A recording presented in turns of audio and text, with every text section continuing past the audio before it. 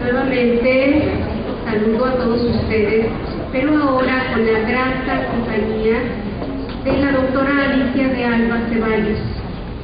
Ella, bueno, pues como se los habíamos comentado hace unos momentos, es miembro activo, presidente, parte del grupo del Consejo Mexicano de Investigación Educativa. Tiene una formación académica muy extensa, muy sólida, la doctora Alicia de Alba, y consideramos que es una de las actividades plus, podríamos decir, de este congreso.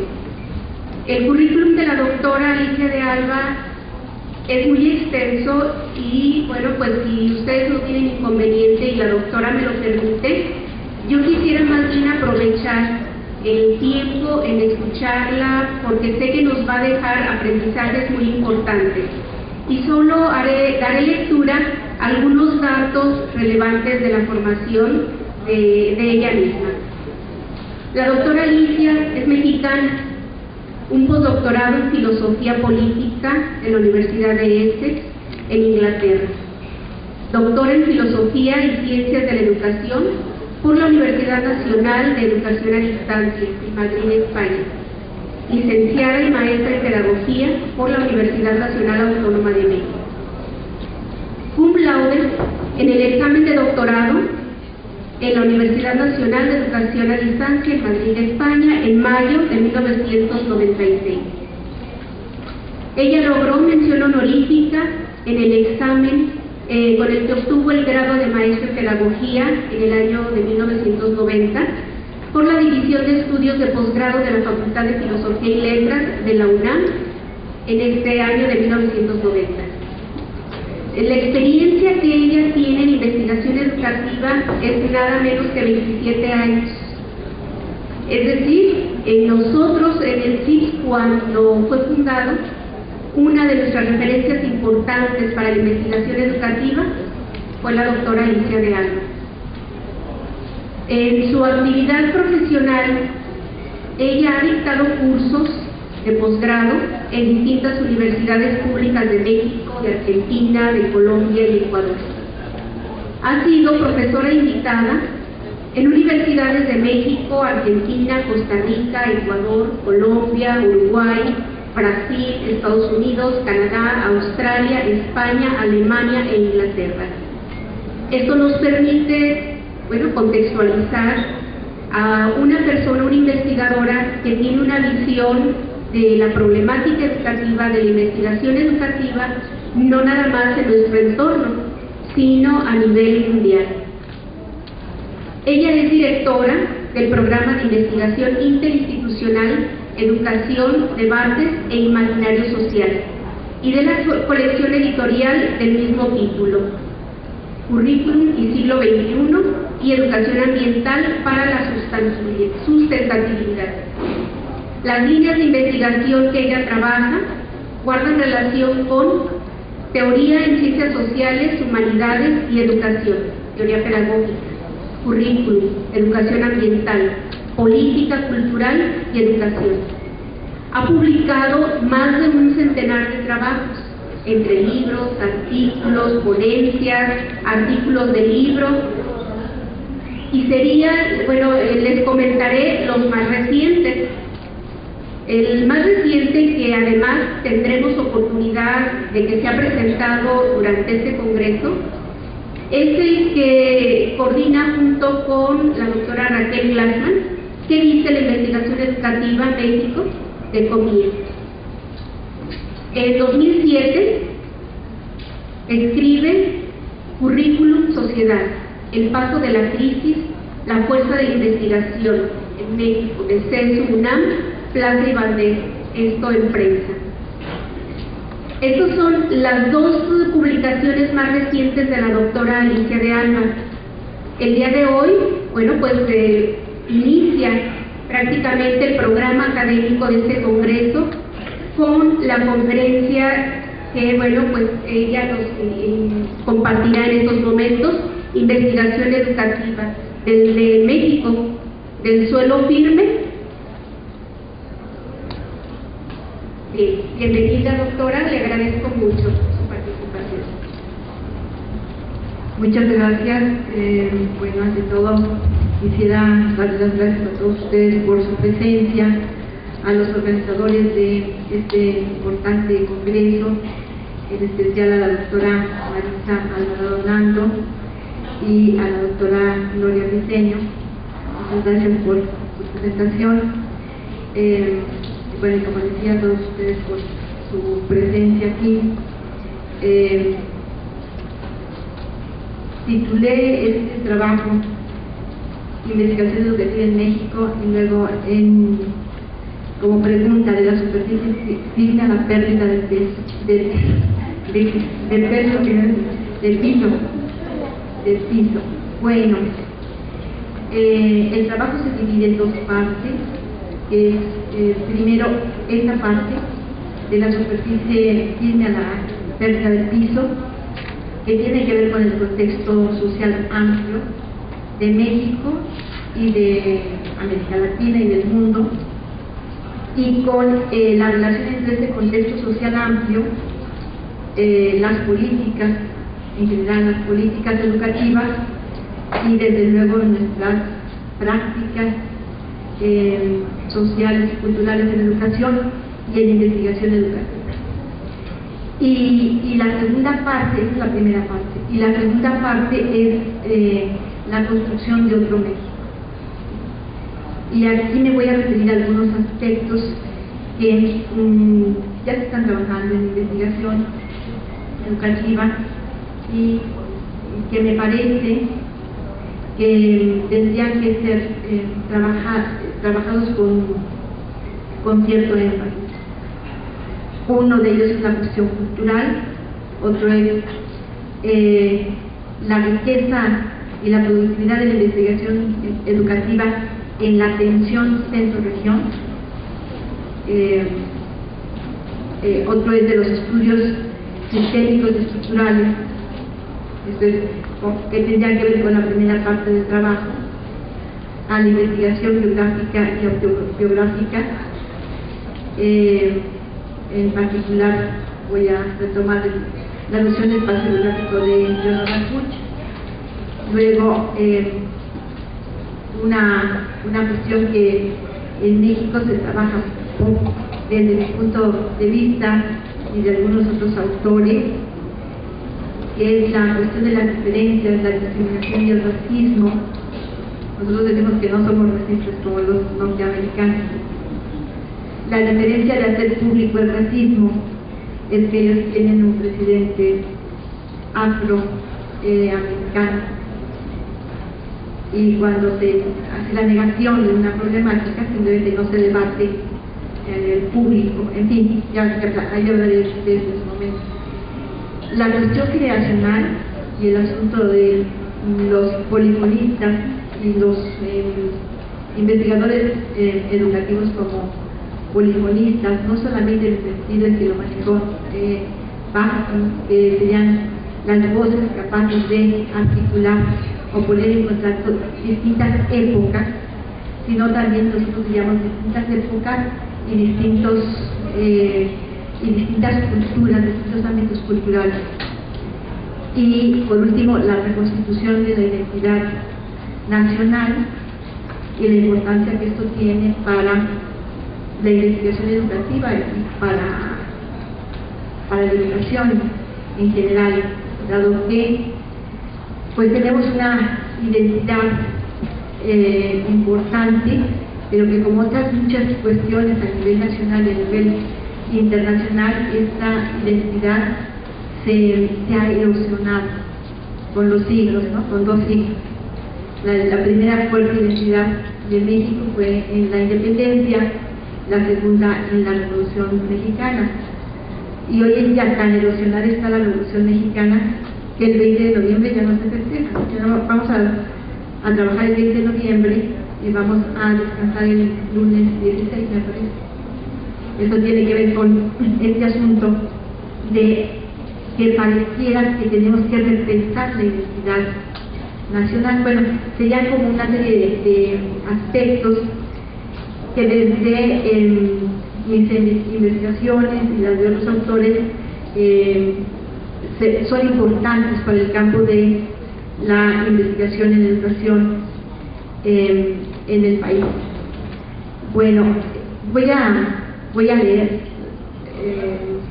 voy a combinar, pero voy a tratar de leer para no extenderme mucho o para irle acortando porque es extenso el documento. Bueno, de la superficie firme a la pérdida del piso. En un trabajo reciente expuse la siguiente pregunta. En este trabajo que coordinamos Raquel Dasman y yo, en el capítulo que me tocó escribir, expuse la siguiente pregunta. ¿Es un fracaso de educación en México? Y remití a las formas del contexto nacional, a las formas en las que se concibe y se lee, digamos, el contexto nacional. Esto es, a las diversas respuestas a preguntas como: ¿cuál es el sedimento, superficie de inscripción o piso a partir del cual se construyen las políticas educativas, las reformas, los programas de formación docente, los proyectos de investigación educativa? ¿Y cuál es el proyecto educativo, social, cultural, político, ético, etcétera? ¿Cuál es el proyecto nacional en estos últimos años de la primera década del siglo XXI y aún parte de la segunda década? Se hizo el planteamiento de la relación entre el fracaso de la educación, superficie de instrucción y proyecto educativo, social, cultural, y la dificultad para comprender el contexto nacional a partir de la lectura de la atención crisis estructural generalizada y globalización. Hoy en día, cuando hablamos del contexto social, se habla de la globalización, ¿no? Entonces, y se habla de la globalización en gran medida por dos cuestiones. Una de ellas es porque nosotros sí estamos inscritos en la globalización. La mayoría de los que estamos aquí, o todos los que estamos aquí, estamos inscritos de un modo o de otro en la globalización. Y la segunda cuestión es porque pensar, digamos, en todos aquellos que no están inscritos en la globalización, en las condiciones terribles del mundo y del país, es una cuestión muy fuerte que nos reclama como seres humanos tener ciertos sistemas, cierta estructura. Pero, digamos, lo cierto, lo fuerte es que la globalización no va viento en popa, ni va navegando sola, sino que lo que existe es una fuerte tensión entre este proyecto de la globalización y una fortísima crisis estructural generalizada. De tal manera que, como lo expresa Juan Rulfo en el Llano en Llamas, él dice: siento que hemos caminado más de lo que llevamos andado. Caminamos de manera movediza y no se ve con claridad el lugar hacia el cual andamos. Se ha perdido el piso y se enfrenta a la tarea de construir nuevas superficies de inscripción para inscribir en ellas nuestras prácticas sociales, culturales, políticas, educativas, para inscribir en ellas nuestras prácticas de investigación educativa.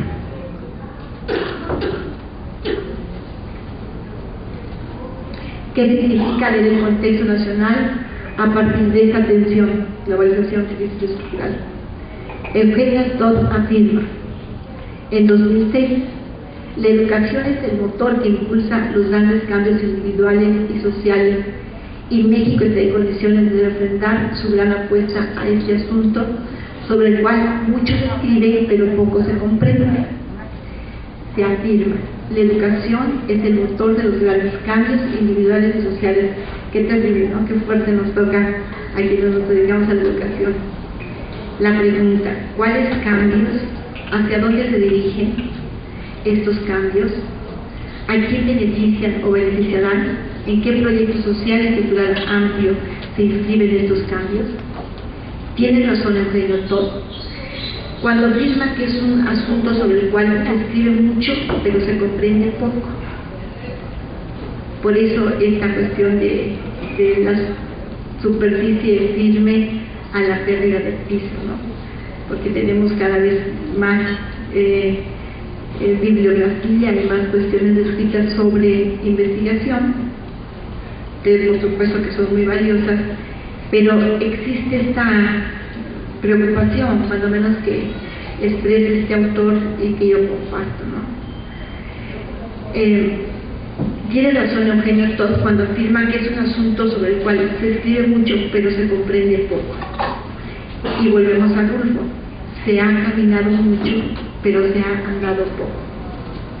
Afirma el mismo Todt: es difícil de comprender y aceptar con realismo que en los últimos 35 años la calidad de la educación mexicana ha sufrido un progresivo deterioro, conservándose como factor de respuesta a la demanda en forma cuantitativa, pero no asegurando la equidad social por una educación insuficiente en los términos que se requieren en el actual mundo de la globalización internacional. Aquí se expresa con claridad, en esta cita de Todt, ahí termina la cita de Todt, el nudo problemático de la lectura del contexto nacional e internacional, el proyecto de la globalización. Desde la perspectiva que aquí se asume, el contexto nacional y el internacional puede entenderse en el momento actual a partir de esta tensión señalada entre globalización y crisis, y no solo a partir de la globalización. O sea, en este aspecto no estaría yo de acuerdo con Todt y con otros muchos autores políticos y demás, ¿no? El centrar nuestras políticas educativas, nuestro pensamiento, nuestra reflexión, nuestras investigaciones en las políticas, solamente en las políticas de globalización, de la globalización, nos hace perder piso. Estamos perdiendo cuando menos la problemática de unos gran porcentaje de la humanidad. Y cuando hablo de gran porcentaje de la humanidad me refiero a la cuestión de la distribución de los ingresos, los bienes, la capacidad de consumo a nivel mundial, y claro, en nuestro país también, en donde en 1992 el programa de las Naciones Unidas para el Desarrollo señala que el 20% de la humanidad consume, en el 92 consume el 80% de todo lo que se produce a nivel mundial: bienes, servicios, ingresos, etc. 20%. Desde luego, ya esto ya hubiera estado bien que se las proyectara. La copa de champán, las clásicas, las antiguas, digamos, no las que se usan hoy de tubo. Entonces, en la parte de arriba, el 20% estarían quienes consumen el 80% en el 92. Y como les he dicho en otras ocasiones, ya la espumita de la copa de champán pues son los slim y ese tipo de personas, pero el 20% se mide por quien tiene casa de material, vestido, comida, acceso a la educación superior, es un indicador muy importante. Hoy en día acceso a internet, posibilidad de trasladarse, y bueno, más o menos todos estamos en el 20%, ¿no? Entonces, del 92 al momento actual, uno podría decir, bueno, pues las cosas han cambiado.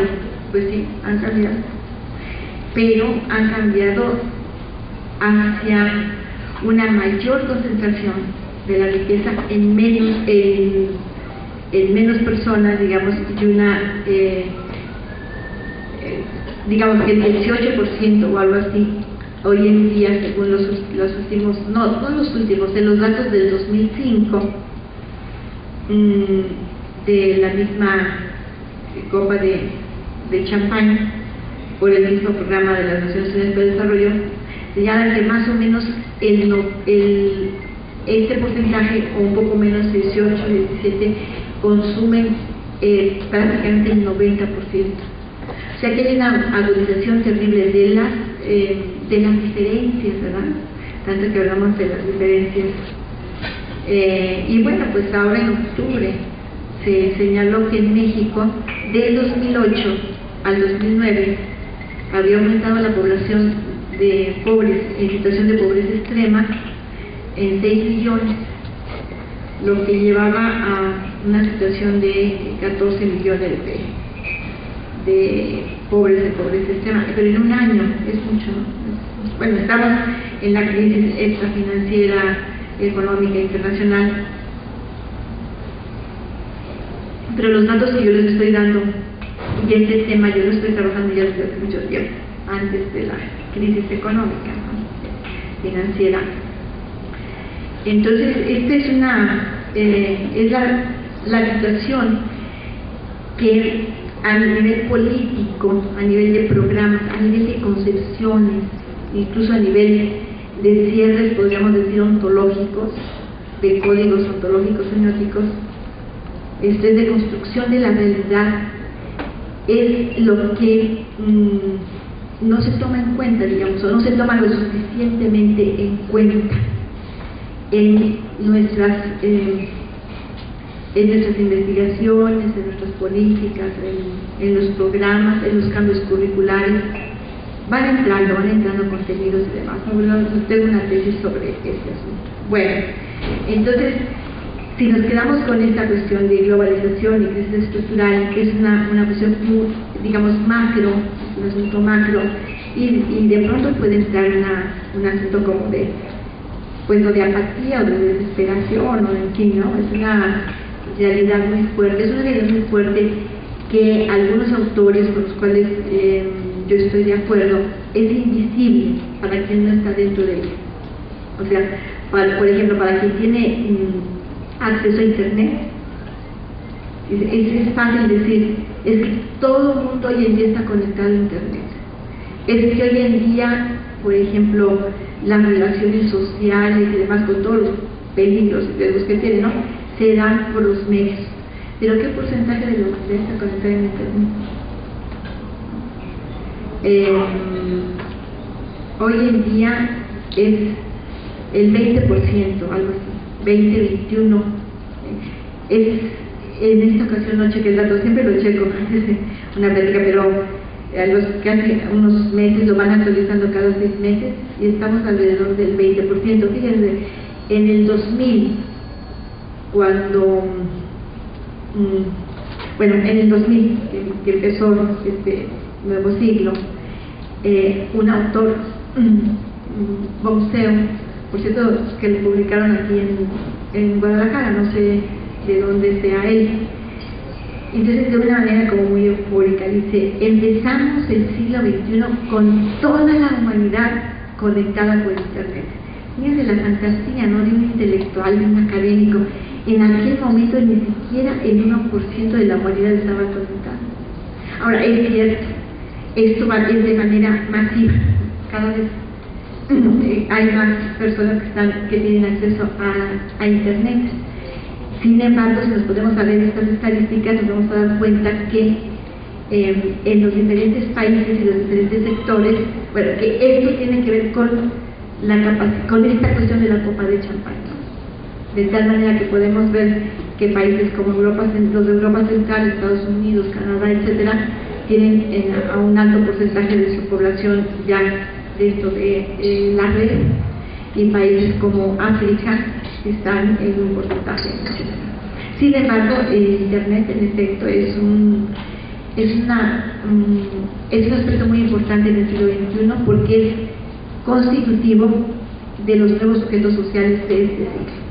Bueno, pero vamos a ver, más allá de esta cuestión amplia, de esta cuestión macro, estos aspectos que les decía de la construcción de otro México: lo cultural, la investigación educativa, de los estudios sistémicos al espacio geográfico, diferencias, discriminación, cuestión generacional y reconstitución de la identidad.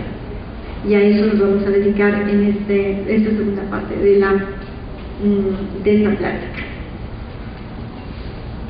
Lo cultural.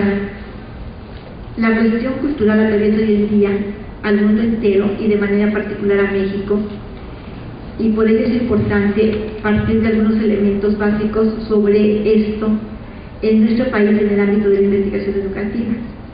México, como lo apuntara Bonfil Batalla en varios de sus trabajos, no es solo un México, existen en aquel momento que él escribió en 1991, hizo la primera publicación de ese trabajo, La querella por la cultura, en Nexo 100, y luego lo publicó en Pensar Nuestra Cultura, en Nexo 100 fue en el 87, me parece. Y él se refería a que en México había 3 proyectos culturales que convivían, y aquí es interesante cómo ubicarnos en cuál estamos o en cuáles estamos, ¿no? Decía que era el proyecto sustitutivo, y el proyecto sustitutivo lo concebía él como en 2 líneas, ¿no? El proyecto sustitutivo de la cultura clásica, como esta del sentido común que se dice, es muy culto, va a conciertos, conoce la música clásica. Esto es la sustitución de la cultura popular, digamos, por la cultura más de corte europeo, Europa central.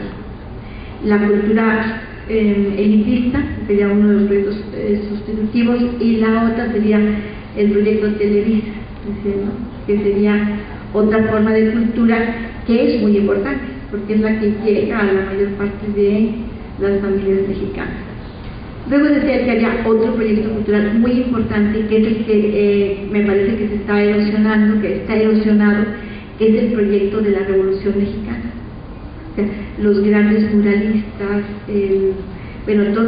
toda esa época grandiosa que vivieron otras generaciones, que algunas de los mayores, digamos, todavía tenemos muchos elementos de este proyecto, en donde, por ejemplo, la identidad nacional, ahí desde la independencia, la identidad nacional se sella, digamos, se marca por el mexicano, es como indígena más español igual a mexicano. Luego vamos a volver a eso, ¿no? Pero estábamos en los proyectos de Bonfil Batalla. Entonces, es el proyecto de la Revolución Mexicana, el proyecto sustitutivo, y el proyecto le llamaban en aquella época pluricultural, y decía, esta es la parte que tiene una mayor potencialidad en México.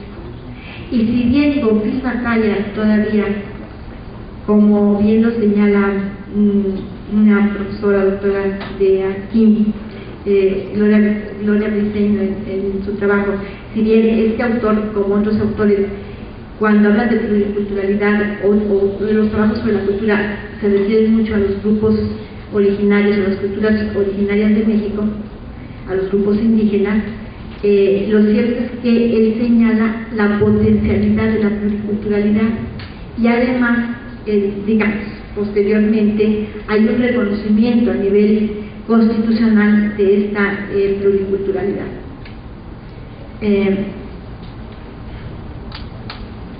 Entonces, la cuestión de la cultura es un asunto como nodal hoy en día. Se habla de interculturalidad, hemos pasado desde el relativismo cultural al multiculturalismo, a la pluriculturalidad, a la interculturalidad.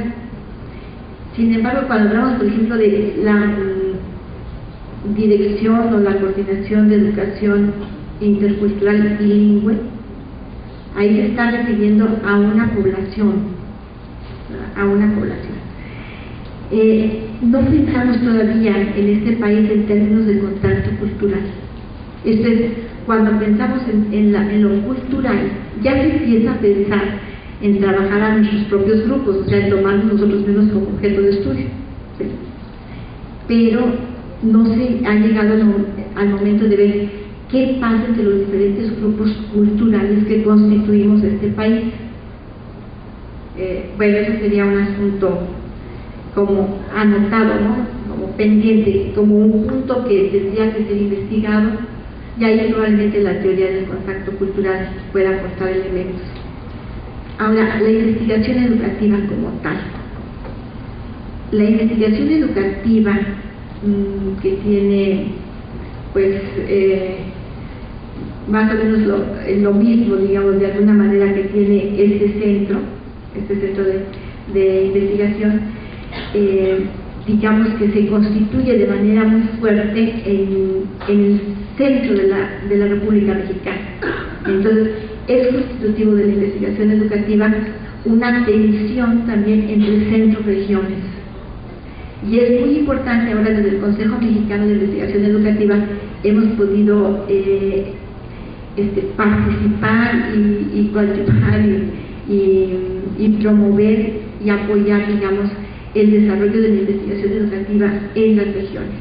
Guadalajara, Jalisco, el estado de Jalisco, desde luego es uno de los estados que tiene una mayor producción dentro de las regiones en el campo de la investigación educativa en el país. Voy a leerles una cita de un trabajo de una investigadora que trabajó uno de los estados del conocimiento. Ya ven que en el comienzo trabajan los estados del conocimiento, sobre cuestiones teóricas, filosofía teórica por educación, y dice: la investigación, la producción de investigación del campo de filosofía teórica por educación ha sido tradicionalmente generada, organizada y distribuida en una estructura relacional centrada y normada del centro hacia las regiones. Ahora la estructura se ve interpelada por la producción de la investigación regional. Si bien en otro momento de desarrollo y llevando en su seno los planteamientos centrales, ya está en una circunstancia de posibilidad para la interpelación. En este momento de desarrollo regional emergen rasgos disruptivos que dejan de tener a la centralidad clásica, digamos, como sistema de referencia, que cuestionan a esta centralidad. Bueno, no solamente la cuestionan, sino que se produce, digamos, ¿no?, en esta interpelación. Cada día aumenta la producción de trabajos que recuperan los resultados de investigación desde diversos puntos de la República Mexicana. Bueno, dos ejemplos, pero hay muchos más, son entre lo emergente y lo posible, desafíos compartidos en la investigación educativa de Orieta López y Conocimiento y Región de esta autora Rita Angulo Villanueva y otros. En esta primera década del siglo XXI asistimos a un cambio significativo en el campo de la investigación educativa en cuanto a esta relación centro-región, y eso se perfila como uno de los puntos que emergen como movimiento de la realidad educativa y social. Esto es cómo se está construyendo el otro México, ¿no? Se está construyendo, bueno, a partir de que se mueve lo cultural, se está moviendo lo cultural, no voy a decir a qué velocidad, pero se está moviendo la investigación educativa.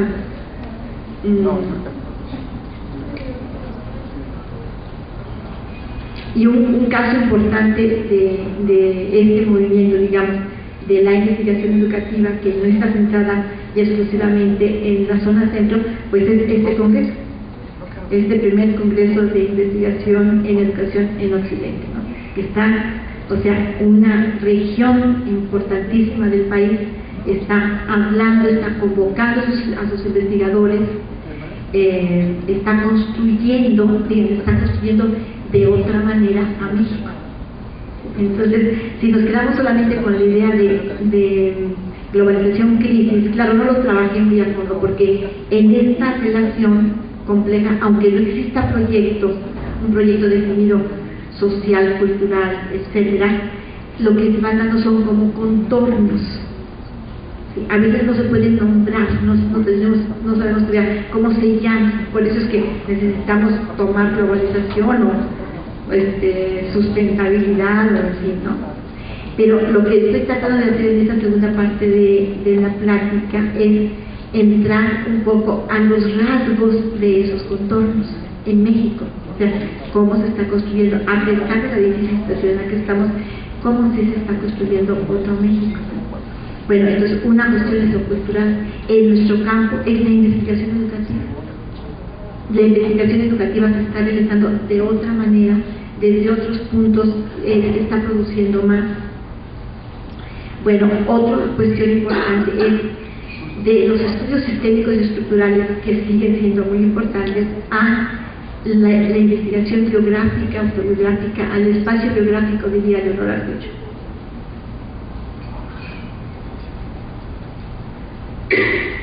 Bueno,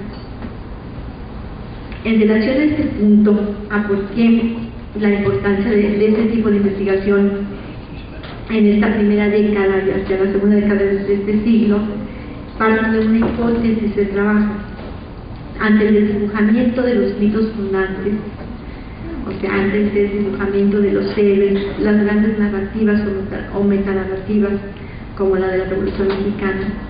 Las sociedades, sus grupos, sus comunidades van hacia la interioridad de su subjetividad, de su identidad, en una búsqueda genealógica, más que histórica, una búsqueda genealógica en el sentido de Foucault y esperanzadora, que les permite la comprensión de su propia constitución como sujetos, permite valorar los esfuerzos generacionales, incluyendo a la propia generación, los sentidos de la vida, la existencia, la sociedad y la cultura construidos históricamente a partir de la constitución de la propia subjetividad e identidad, con la inquietud y el propósito de ser capaces de aportar elementos para la reconstrucción del tejido social y para la construcción de nuevo entramado social. O sea, si se está desestructurando, se está deshaciendo el tejido, pues hay que volver a tejer, digamos, ¿no?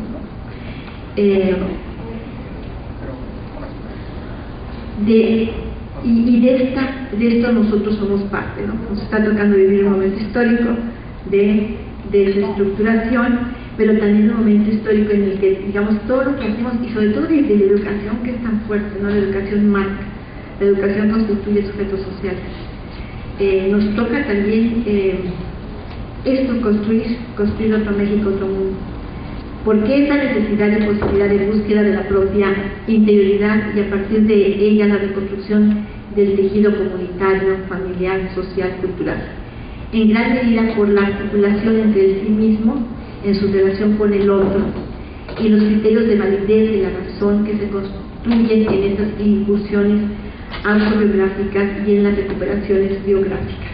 Esto es, como diría Kant, ¿cuál es la tarea más difícil de los seres humanos? Él diría el hombre, ¿no?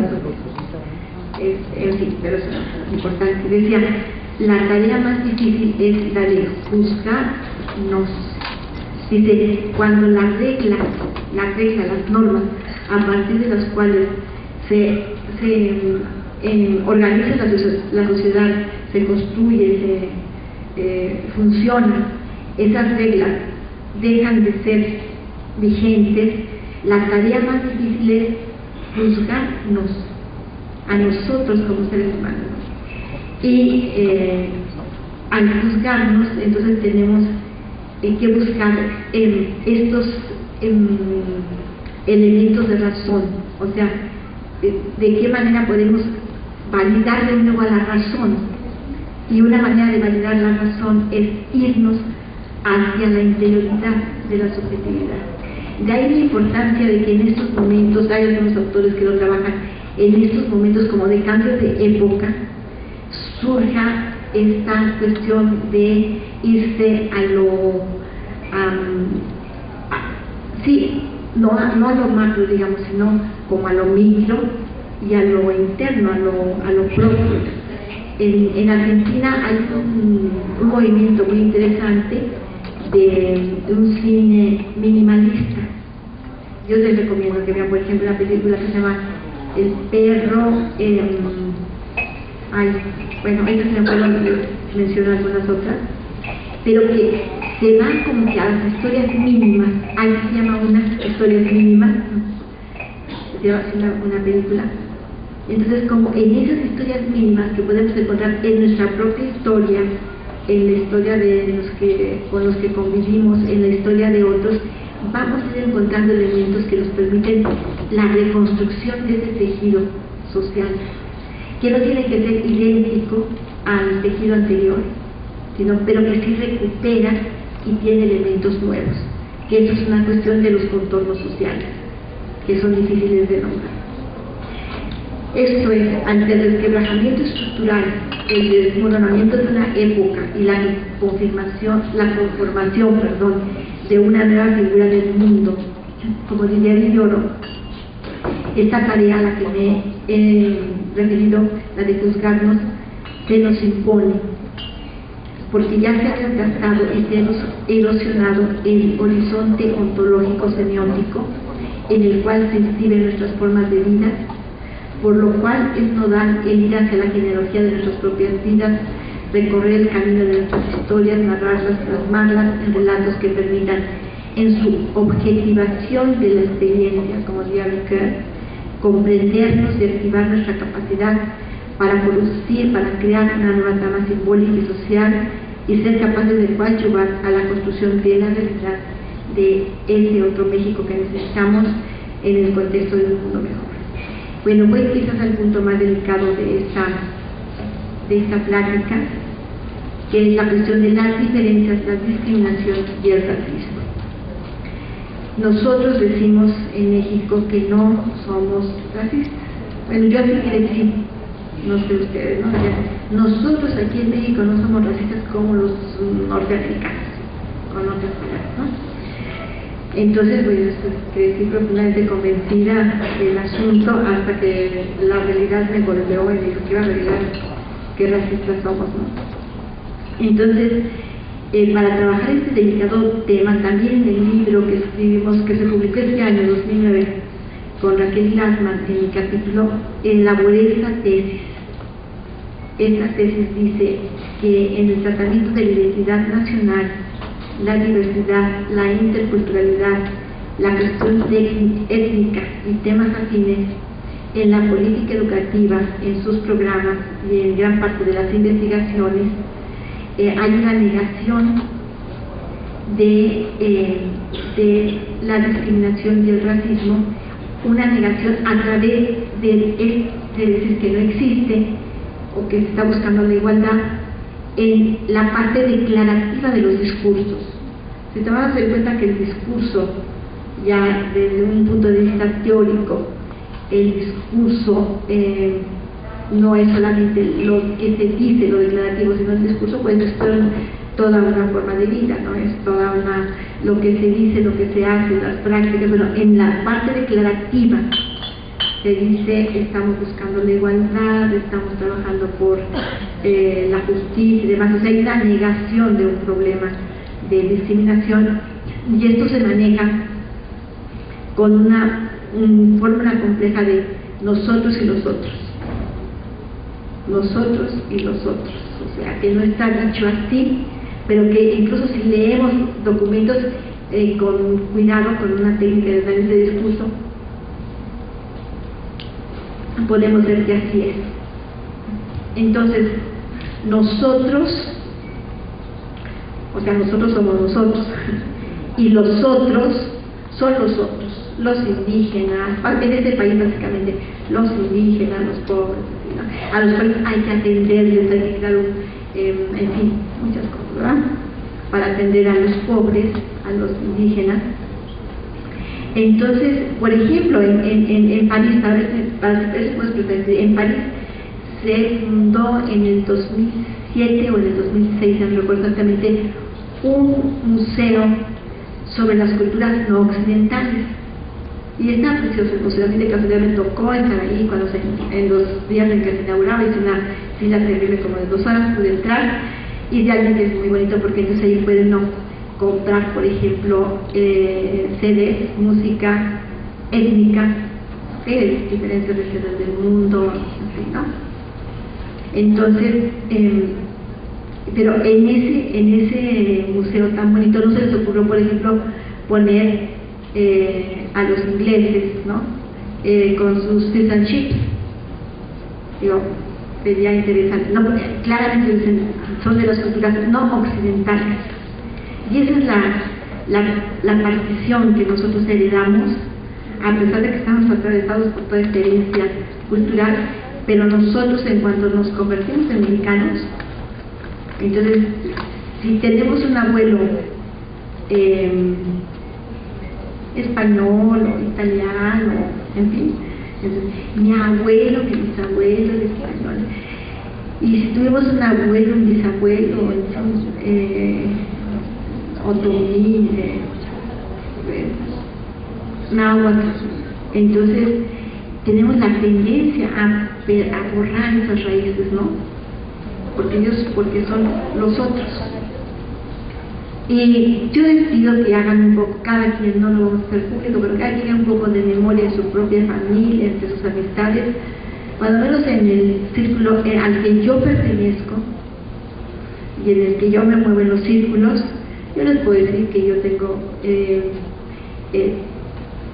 conozco y trato cotidianamente y he tratado de conocer de manera a personas muy cercanas que los padres, no me estoy refiriendo a trabajadoras domésticas solamente, también a trabajadoras y a trabajadores, ¿no? Pero que, por ejemplo, los padres hablaban náhuatl, que ellos lo entienden de mi generación, pero que a los hijos ya no les entendían nada, pero sí inglés, francés, ¿no? Porque hay como que quitarse lo indígena, ¿no? Pero fíjense qué paradójico, porque por un lado decimos la grandeza de las culturas indígenas, prehispánicas, las pirámides, toda esa riqueza maravillosa, pero la pobreza en la que viven los indígenas actuales, ¿no?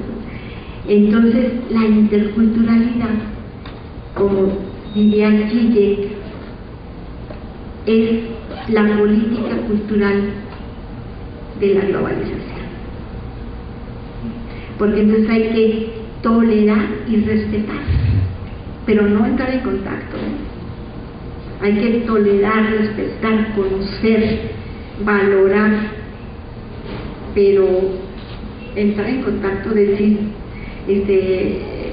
yo orgullosamente tengo, sí hay algunas personas y todo, pero estoy refiriendo al contexto nacional. Y lo podemos encontrar incluso en el ámbito de la investigación educativa.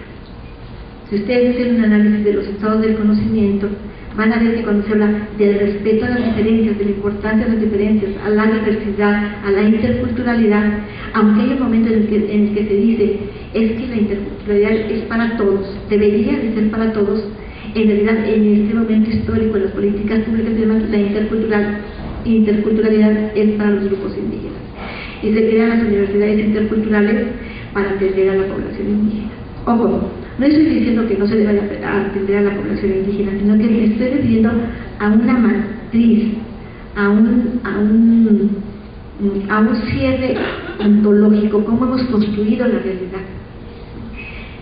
Así como hay una cuestión de negación, una negación paradójica de nuestras raíces, no raíces, de nuestro presente atravesado por las culturas originarias, también lo hay de las diferentes culturas que constituyen a la cultura nacional. O sea, vamos al siglo XIX. Por ejemplo, en el siglo XIX tuvimos migraciones muy importantes de libaneses, de árabes. Si vemos las películas de la primera mitad del siglo XX, pues ahí está el albano que todavía no habla bien el español, etcétera. Está ahí hay estudios muy importantes sobre las migraciones de árabes en México.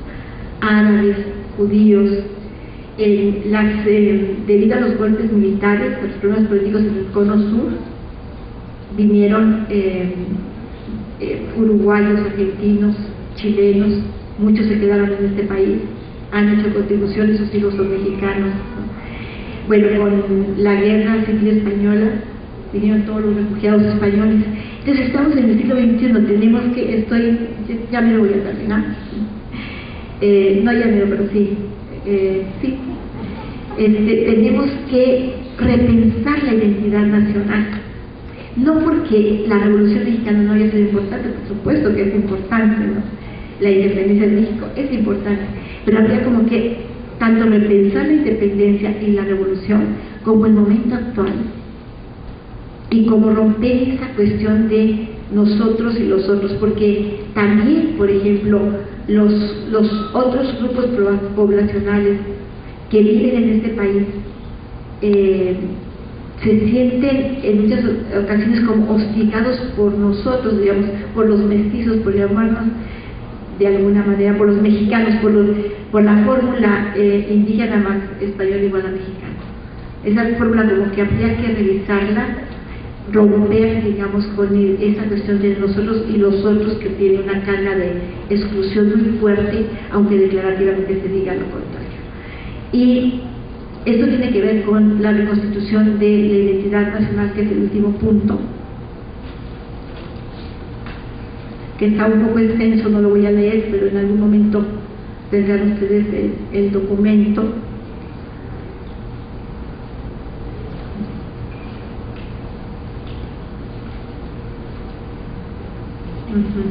Te voy a leer una última parte con lo que voy a cerrar, pero antes de esto, la cuestión generacional. Sí, el mundo y México, el mundo ha cambiado tanto, y México con el mundo ha cambiado tanto en las últimas décadas, que si bien las brechas generacionales siempre han existido, en este momento tienen como otros matices, de tal manera que es difícil en la comunicación entre las diferentes generaciones. Por ejemplo, mi generación, como yo me digamos, pues es una generación de fracaso, y en general mi generación en el mundo pues es una generación de fracaso, ¿no? Porque como tenemos al mundo, ¿no? Con el peligro de que se va desde el lado del polo norte, sería terrible, ¿no? Se perdería Inglaterra completo, varios países, varias ciudades importantes del mundo, y ahora dicen que puede ser en 15, 20 años, ¿no? 30, o sea, no es nada. O sea, mi generación no lo hizo bien, es la verdad. Pero ¿qué decimos muchas veces? Los jóvenes de ahora no tienen valores, han perdido los valores. Tenemos que recuperar los valores que vayan, que no recuperen aquellos que nos llevaron a donde nos tienen, ¿no? Mejor que construyan otros valores. Ahora en mis clases, que desafortunadamente este es el último semestre que voy a dar clases de licenciatura después de 25 años, porque no puedo ya continuar con ese ritmo, pero en mis clases de licenciatura en los últimos años yo empiezo con una cuestión biográfica, autobiográfica y generacional. Bueno, como estamos aquí de diferentes edades, sobre todo el equipo docente, yo trabajo con un equipo docente, y ustedes que vienen ingresando a la universidad, pues vamos a ver qué características tiene cada una de nuestras generaciones. Y hace como 2 o 3 años, una estudiante, en relación a estos los valores, pero muy tranquila, no aguerrida como era mi generación, así como muy aguerrida, dijo: mire, maestra, yo considero que la generación de ustedes pues cometió muchos errores, pero entonces ustedes, en lugar de asumir sus errores, se proyectan en nosotros. Dice, pero fíjese que nosotros sí sabemos que el mundo está muy mal, y sí sabemos que nos tenemos que poner las pilas pronto, porque si no, el asunto se va a poner muy serio, ¿no?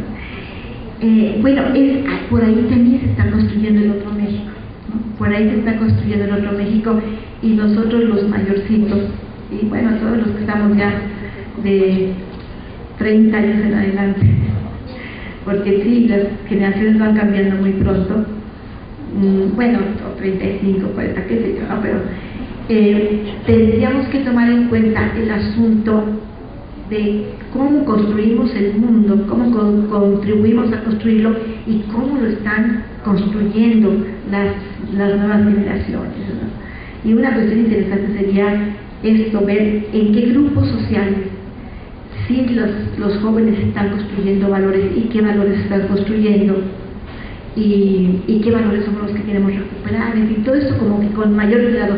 Por ahí también se está construyendo otro México y otro mundo, ¿no? Bueno, entonces decía que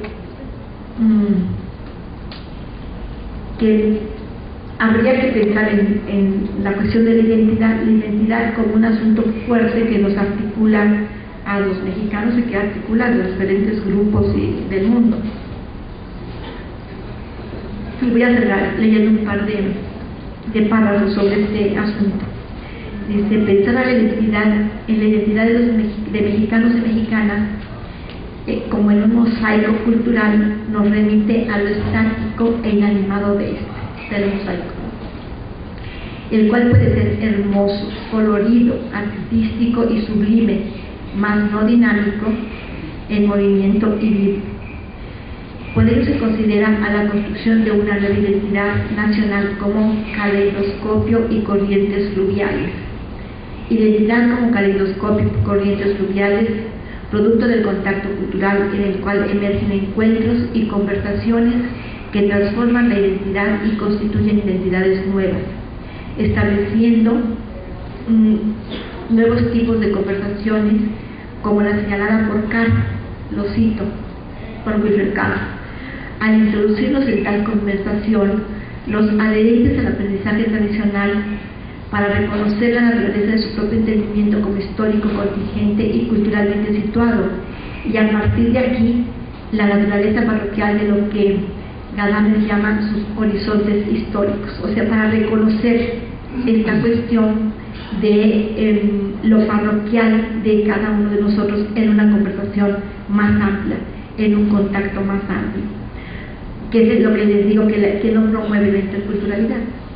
La interculturalidad se mantiene en nosotros y los otros, no dice, bueno, vamos a ver qué puedo aprender de ti, ya lo que te vengo a enseñar, no que puedo aprender de ti, cómo puedes aceptar mi identidad, de ahí por eso nos cuidamos del contacto, de la conversación.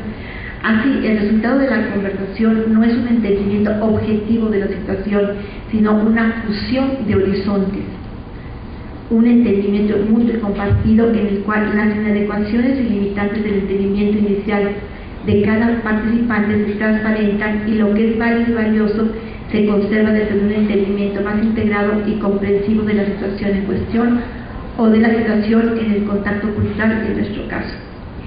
Una identidad que trabaje y recupere al contacto cultural como horizonte teórico y como prácticas sociales, culturales y políticas, que nos permita romper con la idea de México como un mosaico conformado por la diversidad cultural, entre otras, y nos acerque a pensar la identidad nacional mexicana como un caleidoscopio multicolor y multiforme, con un enorme dinamismo y potencialidad que fluye al interior de cada uno de los mexicanos y de cada una de las mexicanas, como corrientes fluviales que recorren todo su ser, todo nuestro ser y se comunican con los demás, y al comunicarse se transforman, nos transformamos. Muchas gracias.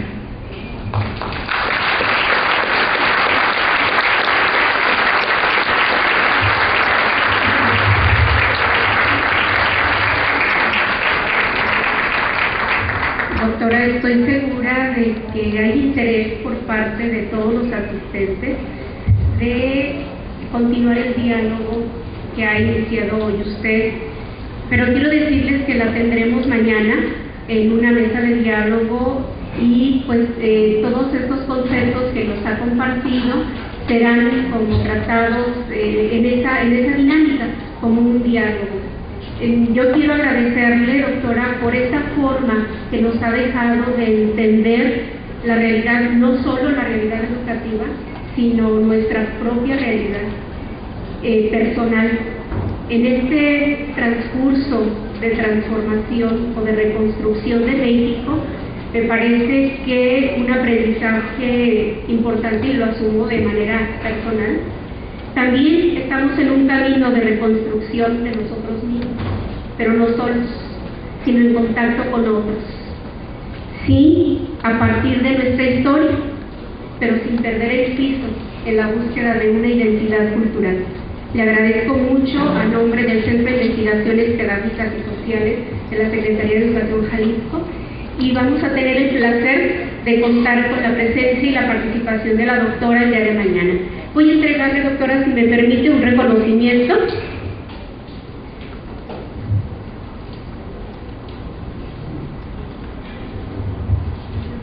Por la participación en esta conferencia magistral de nuestro primer congreso. Esto lo hace nuestra madrina académica.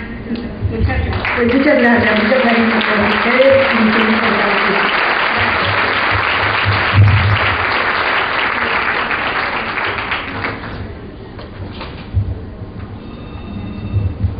A todos ustedes, pues de decirles que ahorita tendremos unos minutos de receso mientras nos ubicamos en los distintos talleres en donde nos hemos inscrito. Ya están los señalamientos adecuados. Gracias, buen día.